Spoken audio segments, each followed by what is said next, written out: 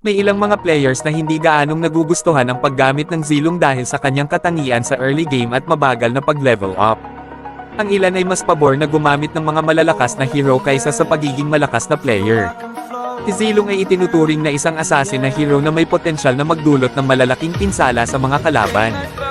Gayunpaman, kailangan ng tamang kaalaman at kasanayan upang maitaas ang kanyang lakas at gamitin ito ng maayos. Kung hindi ito ginagamit ng maayos, maaaring maging hindi gaanong epektibo sa labanan. Ang pagiging mahusay na player ay hindi lamang tungkol sa paggamit ng malalakas na hero, kundi sa kaalaman sa laro, kasanayan sa pag-strategize, pagsasaayos ng taktika, at pakikipagtulungan sa mga kasamahan sa laro. Ang pagpili ng tamang hero para sa bawat sitwasyon at ang kakayahan na gamitin ito ng maayos ay bahagi ng pagiging magaling na player.